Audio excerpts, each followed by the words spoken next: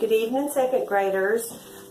It's very cold and rainy here today, so I'm going to continue with our American Tall Tales by Mary Pope Osborne. But tonight I'm going to read to you by the fire. And I'm reading the story of Paul Bunyan, the one that we got interrupted on in our various reading groups when school was called. So this is part 1 of Paul Bunyan. Seems an amazing baby was once born in the state of Maine. When he was only 2 weeks old, he weighed more than 100 pounds, and for breakfast every morning he ate 5 dozen eggs, 10 sacks of potatoes, and half barrel of mush made from a whole sack of cornmeal. But the baby's strangest feature was his curly black beard. It was so big and bushy that every morning his poor mother had to comb it with a pine tree. Except for that beard, the baby wasn't much trouble to anybody until he was about 9 months old. That was when he first started to crawl. And since he weighed over 500 pounds, he caused an earthquake that shook the whole town. When the neighbors complained, the baby's parents tried putting him in a giant floating cradle off the coast of Maine.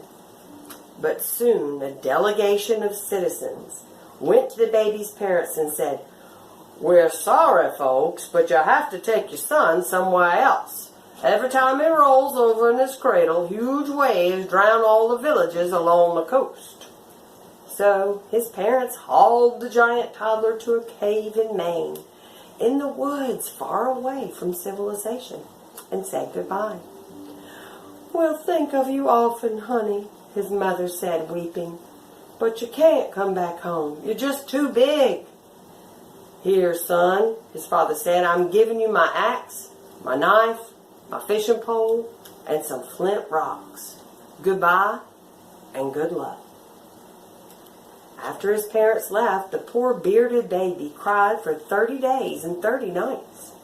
He was so lonely, he cried a whole river of tears, and he might have cried himself to death if one day he hadn't heard flop, flop, flop. When the baby looked around, he saw fish jumping in his river of tears. He reached for his father's fishing pole, and soon he was catching trout. He used his father's knife to clean and scale what he had caught, and his father's axe to cut wood for a fire, and he started the fire with the flint rocks and cooked his catch over the flames. Then he ate a big fish dinner and smiled for the first time in a month. That's the story of how Paul Bunyan came to take care of himself in the Maine woods. And even though he lived alone for the next 20 years, he got along quite well. He hunted and fished. He cut down trees and made fires. He battled winter storms, spring floods, summer flies, and autumn gales. Nothing, however, prepared Paul for the wild weather that occurred on the morning of his 21st birthday. It was a cold December day, and when Paul woke up, he noticed gusts of snow blowing past the mouth of his cave. That was natural enough. What was unnatural was that the snow was blue. "Why, that's beautiful," Paul said, and he pulled on his red and black mackinaw coat, his corn yellow scarf, and his snow boots. Then, grinning from ear to ear, he set out across the blue hills. The snow fell into the woods were covered with a thick blanket of blue. As Paul walked over the huge drifts, bitter winds whistled through the trees and thunder rolled in the sky. But he soon began to hear another sound in the wind. "Mama!" "Who's there?" Paul called. "Mama!" "Who's there?" said Paul again. His heart was starting to break, for the cries sounded as if they were coming from a baby crying for its mother and father.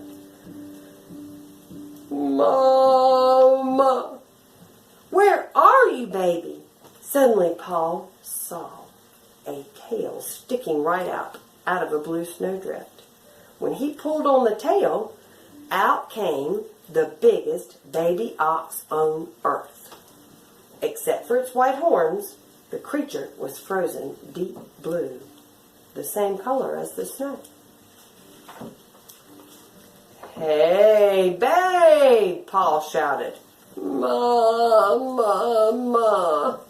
"Hush, hush, hush, babe," Paul whispered as he carried the frozen ox back home. "There now," he said, setting the blue creature gently in front of his fire. "We'll get you warmed up all right." Paul fell asleep with his arm around the giant baby ox. He didn't know if the frozen babe would live or not. But when the morning sun began shining on the blue snow outside the cave, Paul felt a soft, wet nose nuzzling his neck. As the rough tongue licked his cheeks and nose and eyelids, Paul's joyous laughter shook the earth. He had found a friend. Paul Bunyan and Babe the blue ox were inseparable after that. Babe grew so fast that Paul liked to close his eyes for a minute, count to 10, then look to see how much Babe had grown. Sometimes the ox would be a whole foot taller.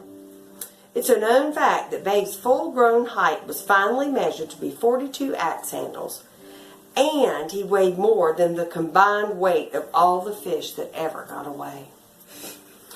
Babe was so big that when he and Paul trekked through the forest, Paul had to look through a telescope just to see what Babe's hind legs were doing.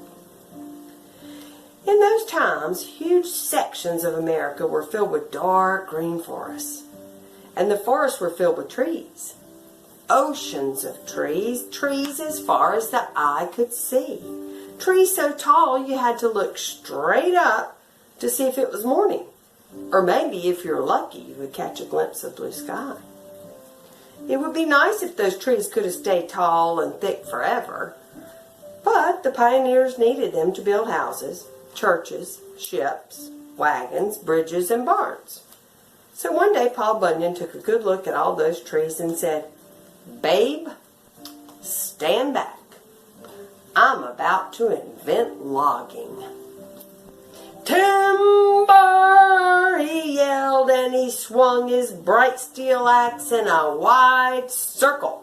There was a terrible crash, and when Paul looked around, he saw he had felled 10 white pines with a single swing.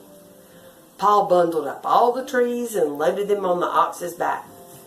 "All right, Babe," he said, "let's haul them to the Big Onion and send them down to the sawmill." Since both Babe and Paul could cover a whole mile in a single step, it only took them about a week to travel from Maine to the Big Onion River in Minnesota. "She's too crooked. Our logs will get jammed in the curves," Paul said to Babe as he peered through his telescope at the long, winding river. "Let's see what we can do about that." He tied one end of the rope to Babe's harness and the other around the end of the river. Then he shouted, "Pull! Pull!" And Babe huffed and puffed until he pulled all the kinks out of that winding water. "There, she's straight as a gun barrel now," Paul said. "Let's send down those logs." After that, Paul and Babe traveled plenty fast through the untamed North Woods. They cut pine, spruce, and red willow in Minnesota, Michigan, and Wisconsin. They cleared cottonwoods out of Kansas so farmers could plant wheat. They cleared oaks out of Iowa so farmers could plant corn. It seems that the summer after the corn was planted in Iowa, there was a heat wave. It got so hot the corn began to pop. It popped until the whole state was covered with 10 feet of popcorn. The wind blew the popcorn over to Kansas, where it fell like a blizzard. Unfortunately, the Kansas cows thought it was a blizzard and immediately froze to death. And that's part 1, and I'll see you again for part 2.